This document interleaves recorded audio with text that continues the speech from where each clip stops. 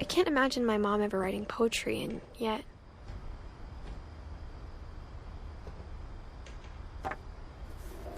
For Gus, who always said the wedding was a bad idea.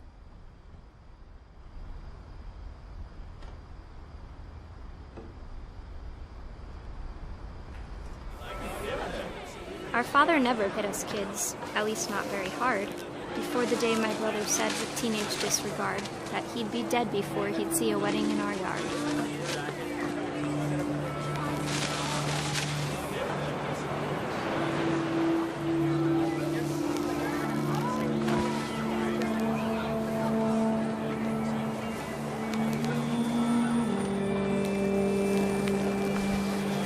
Father made him come, of course, but Gus stood far apart, just flew his kite and bottled up the storm inside his heart.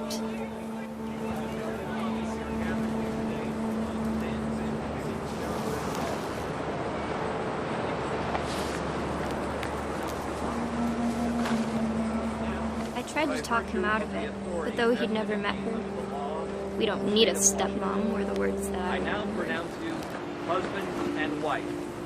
You may kiss the bride.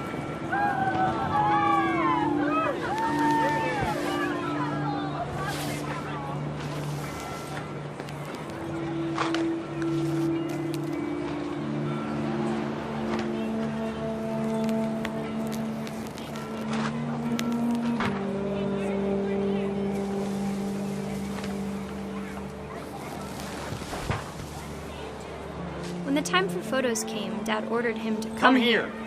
But Gus declined, and as a sign held up his middle finger.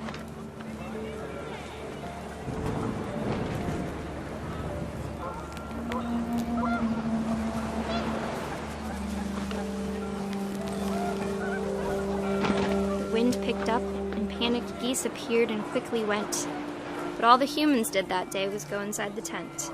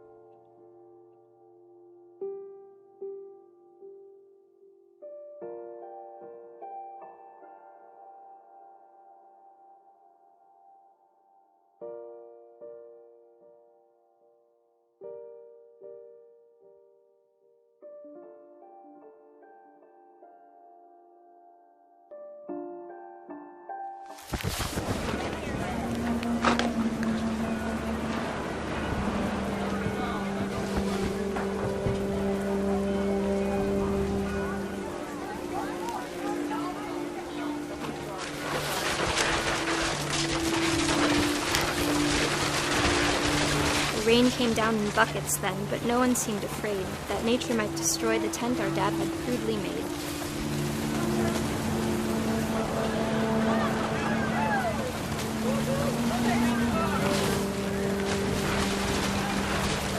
The thunder sounded much too close and full of angry power. But all my father said to this was, "Make the music louder."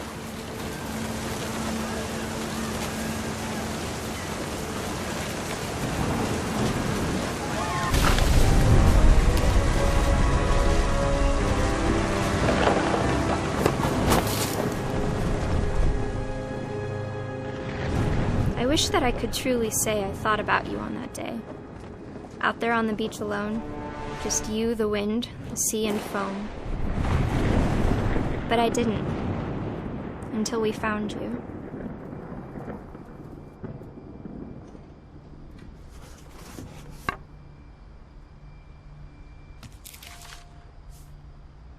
She never talked about him, but Mom told me once if I was a boy, they were going to name me Gus.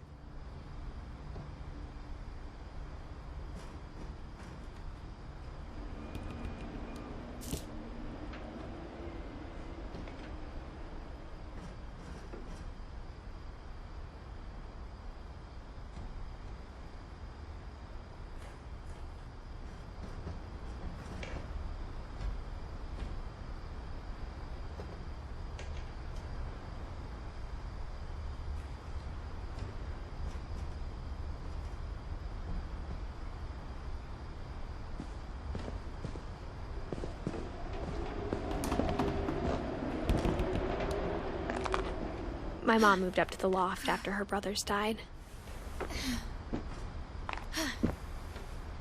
At the time, it was as far away as she could get.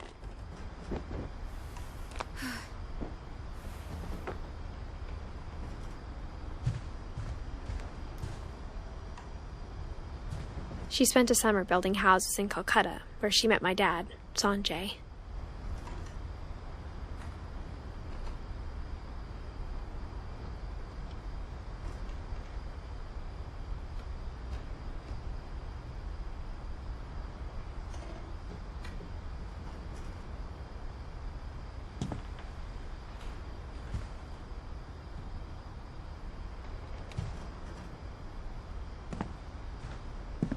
Religion was another thing my mom never talked about, but I think it helped her a lot after her dad died.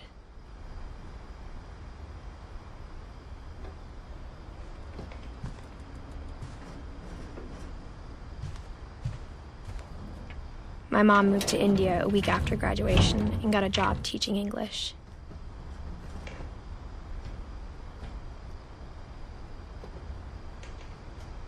Louis was born a year later.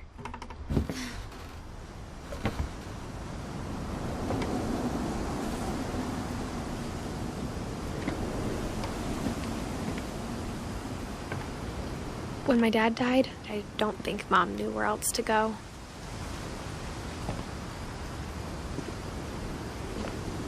I'm sure Edie was happy to have her back.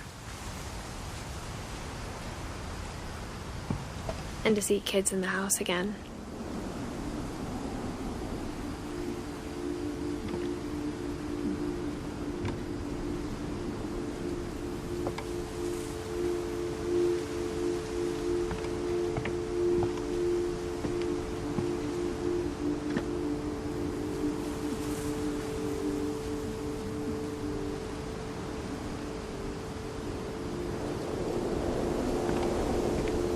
The house had to get a little bigger, but Edie was used to that.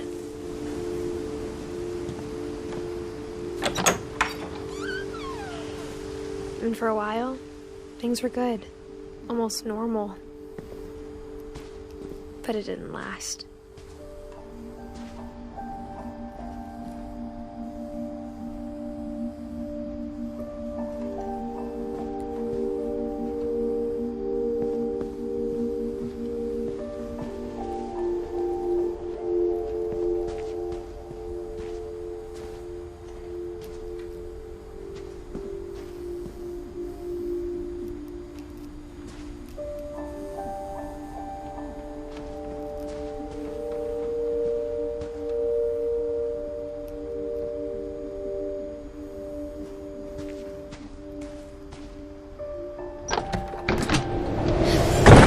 beginning of the end was Milton's 10th birthday, when Edie gave him a castle.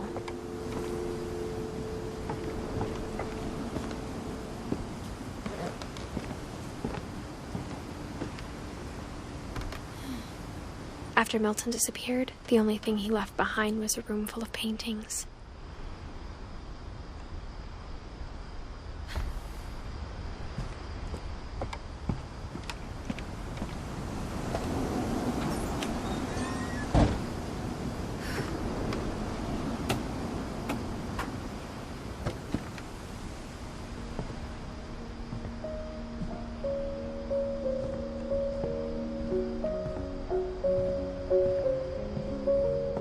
I think Edie was happy to finally have another painter in the family.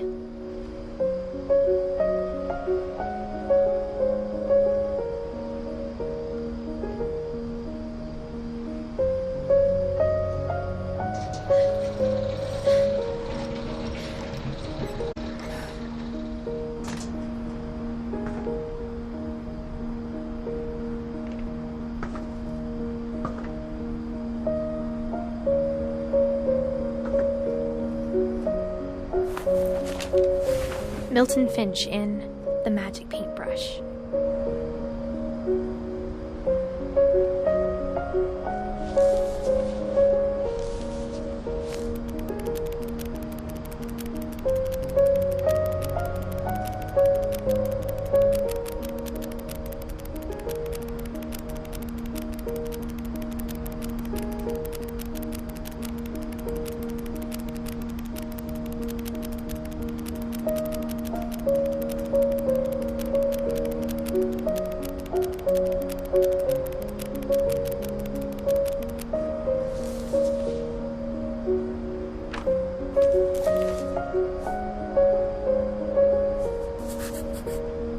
I was 4 when Milton disappeared.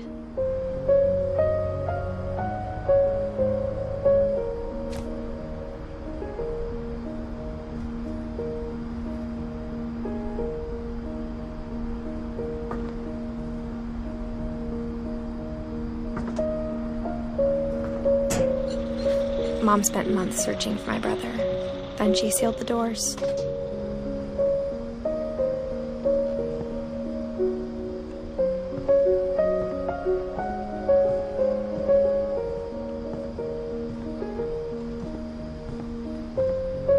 Whatever Milton had found in the house, Mom didn't want it getting out.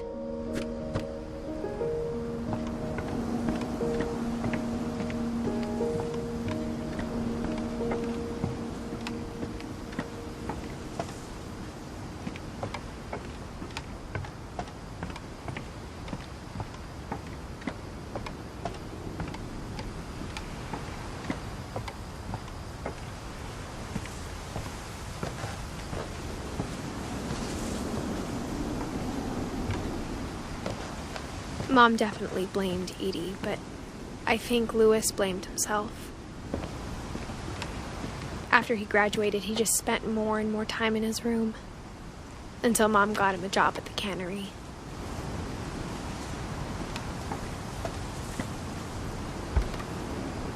Everyone always told me to stay out of Louis's room, except Louis.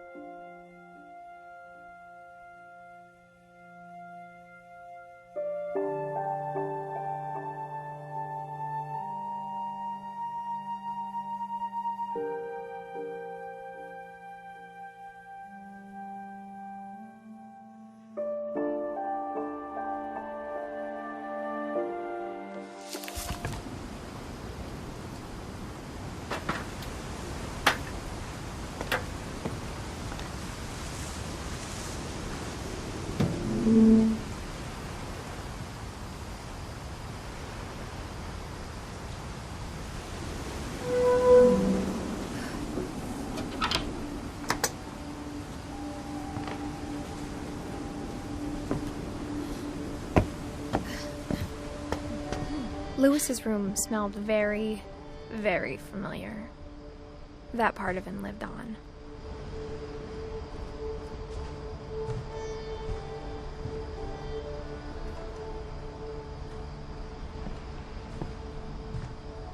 Lewis and I spent a lot of time playing games together, but he was surprisingly bad at them. He died a lot.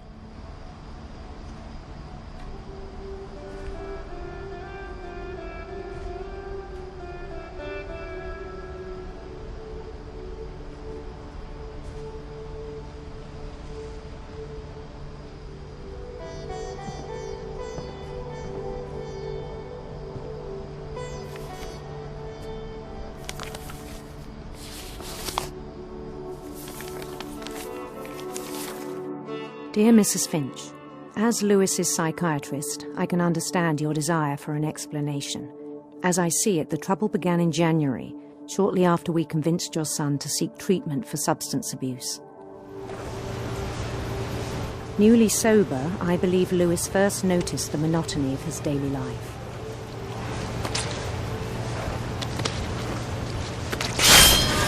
He kept working at the cannery, but he withdrew part of himself. In our sessions, I saw the same behavior. His mind began to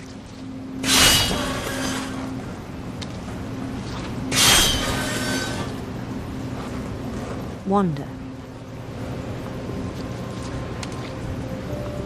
I asked him to describe it.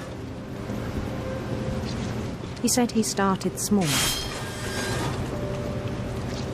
imagining a labyrinth. He'd feel his way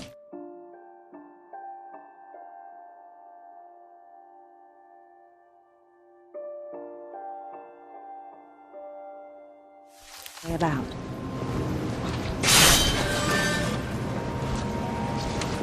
Then something moved.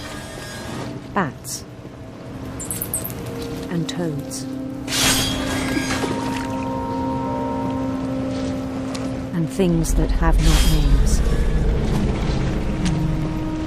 He knew it was all in his head.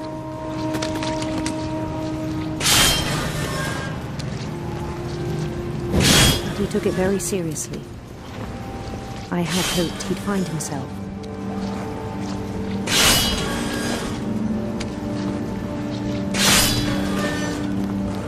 But he found something more. I worried about him then. Daydreaming at the cannery. I spoke with his boss. But he said Lewis had become a model employee. Methodical, tireless, focused. Like a whole new Lewis. So I let him go on.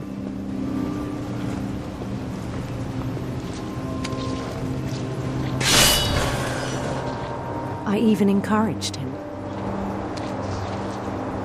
It seemed very promising at first.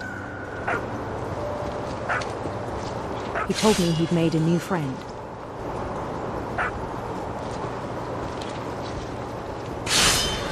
On the edge of a city he named Lewis-topia.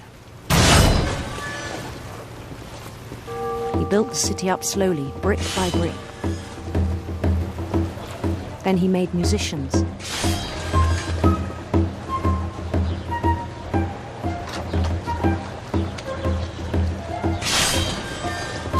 And songs for them to play.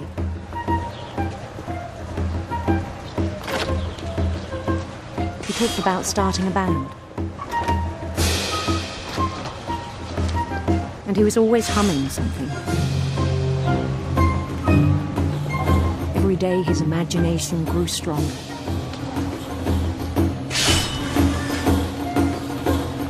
He no longer spoke at the cannery. But his chopping was as reliable as ever. Then one day it struck him that all the cheering crowds, even the stones under his feet, were all in his imagination, so he could do whatever he wished.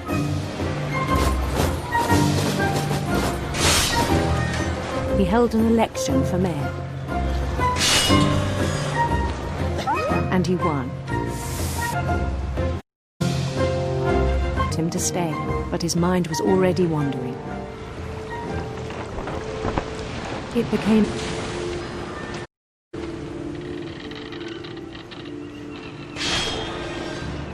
he'd conquer a city, then immediately push on. New Louisville.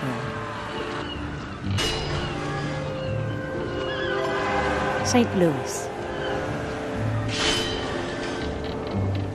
He started drifting away from our reality.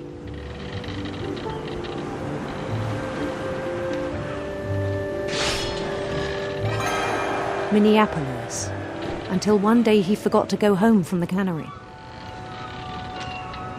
Even as his mother pleaded with him, part of Louis kept sailing on.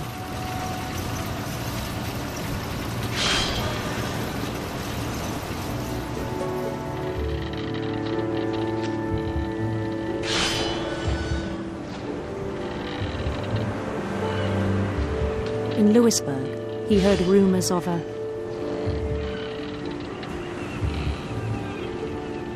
handsome queen.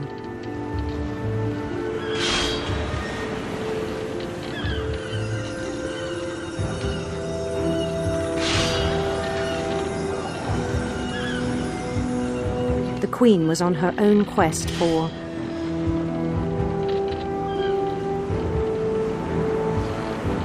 sinister serpents, radiant rainbows.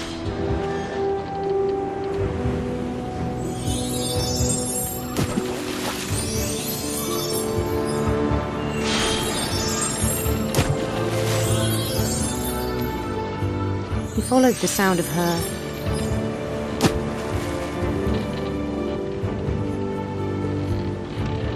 electric sitar.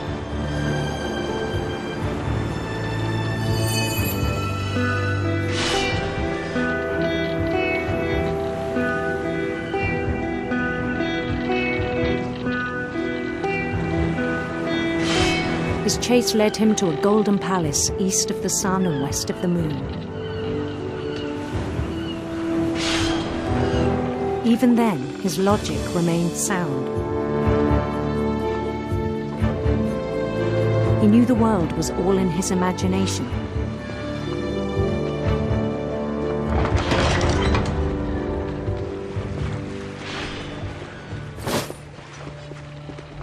But he was so proud of having created it. In his own eyes, he'd become something greater than a king.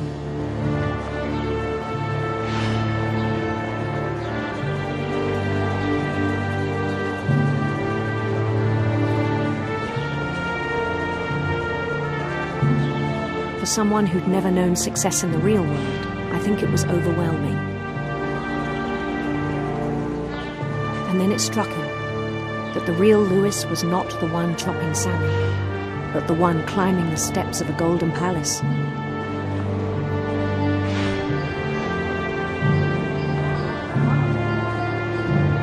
My imagination is as real as my body, he told me. It was hard to argue with him.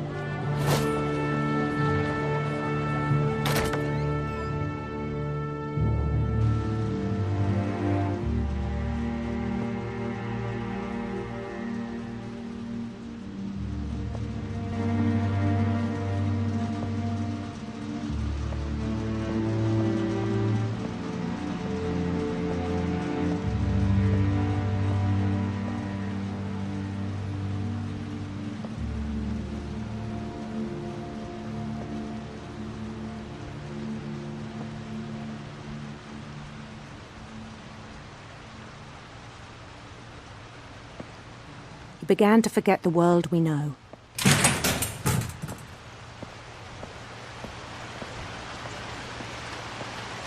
I think it pained him to remember Louis, the cannery worker.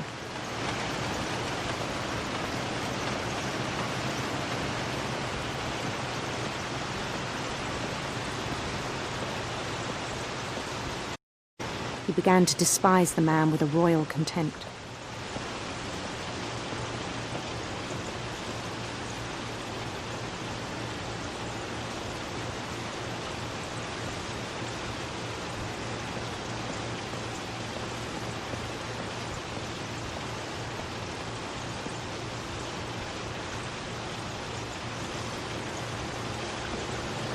I still thought I could save him. Even after he said he was being crowned king over all the lands of wonder. The palace would be packed with his companions.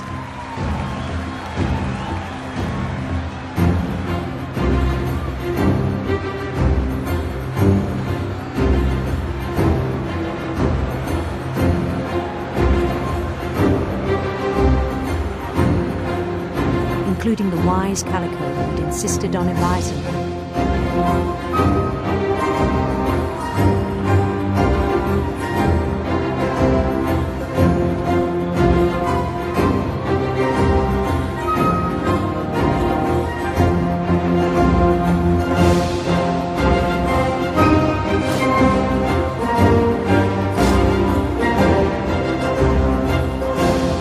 His queen waited, holding his crown.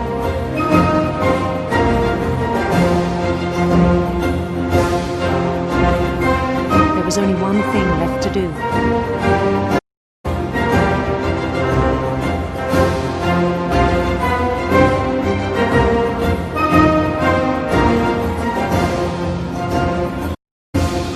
Bend down his head.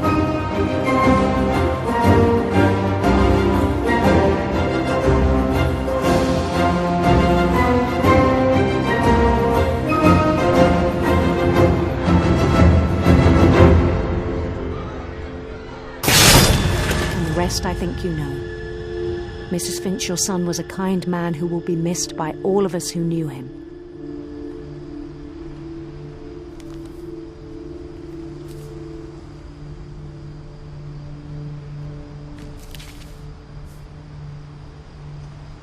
My brother was really cool. I wish you could have met him.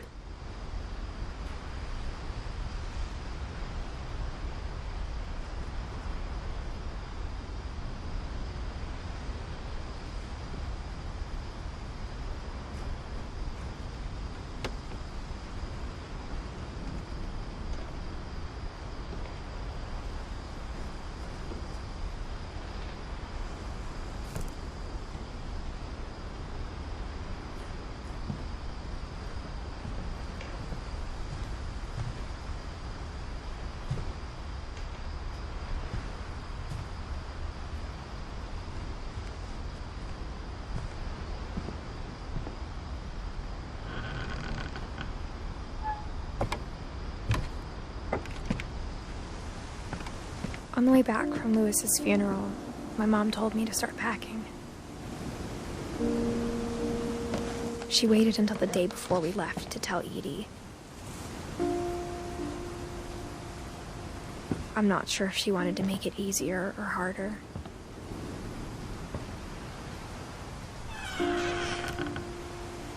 I wish we'd stayed. But I understand why we left.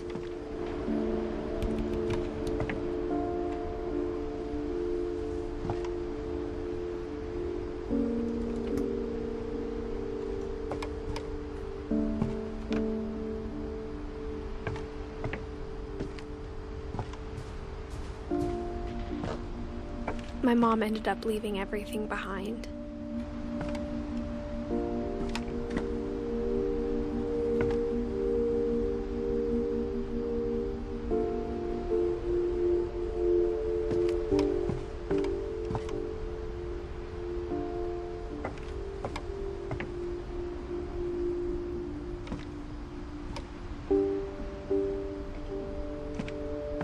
What happened that night had been coming for a long time. Maybe I should have come sooner.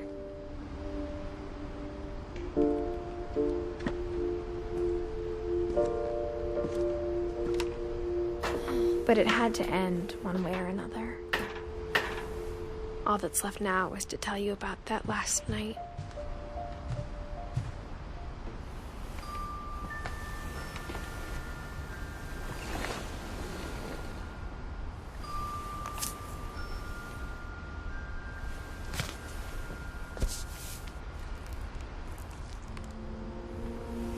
whole last day, Edie just watched us pack and didn't say a word. Until supper, when she raised her glass and said, "To our final night together, and all our final nights apart." Grandma, you know what I said about alcohol. Some of your medications are very Edith, specific. I left a present for you in the hallway. Why don't you go open it? The grown-ups have to argue now. I'm sorry, you're right. We're all leaving tomorrow. Let's just enjoy our last... I'm not leaving. Edith, you're excused.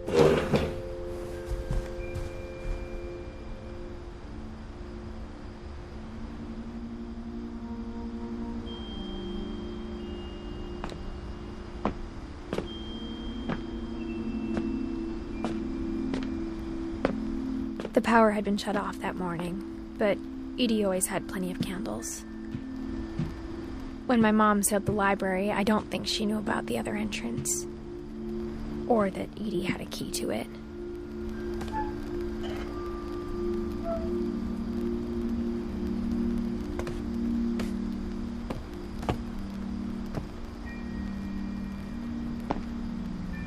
Nothing. Know these stories. My children are dead because of your stories. I think it's best if Edith and I leave tonight. We'll have the nursing home send a van for you in the morning, okay?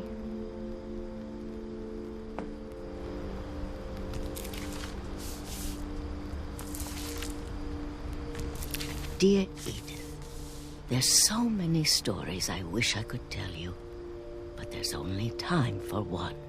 This is about what happened on the night you were born. That night, the tide went way, way out.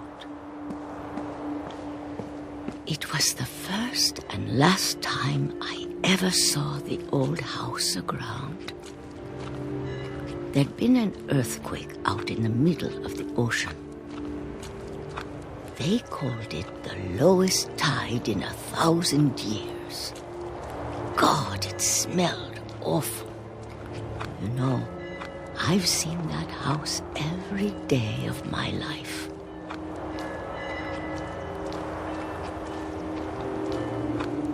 But I never thought I'd go back to it. When the fog rolled in, I lost my way.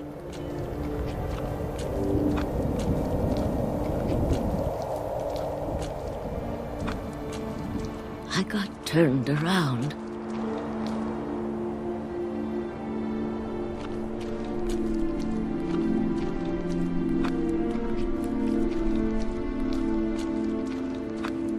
I started seeing things.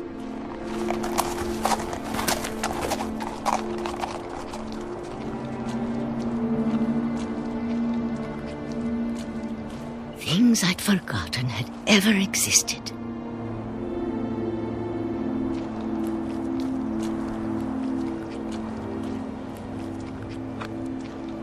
But when I saw them, they felt like old friends. That night, a lot of things came back to me.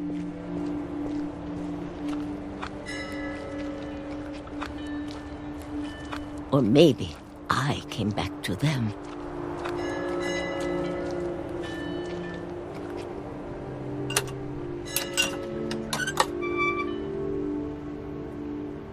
Things I can't explain, but that I need you to try and... Edith, what are you doing in here?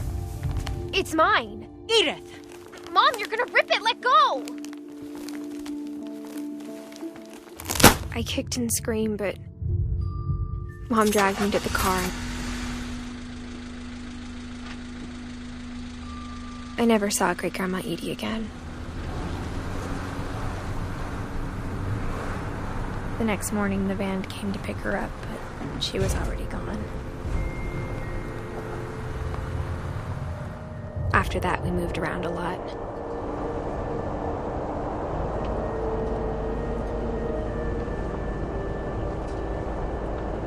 We both tried to make the best of it.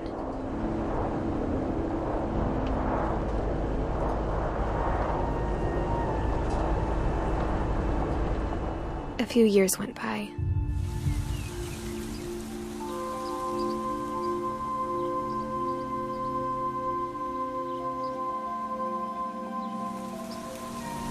My mom didn't like to talk about it.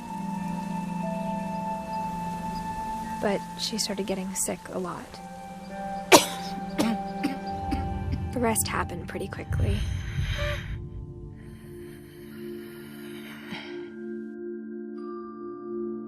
She got better for a while, and then she didn't.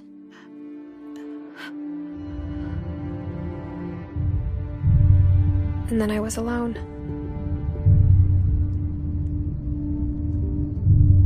The last Finch left alive.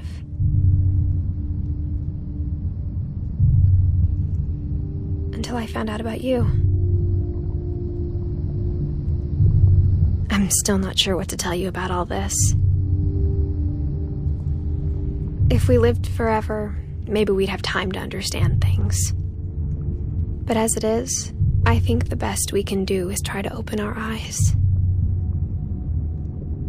And appreciate how strange and brief all of this is.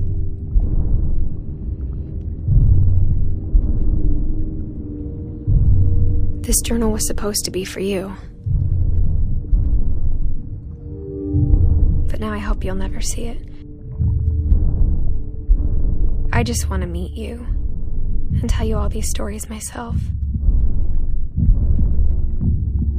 But I guess if you're reading this now, things didn't work out that way.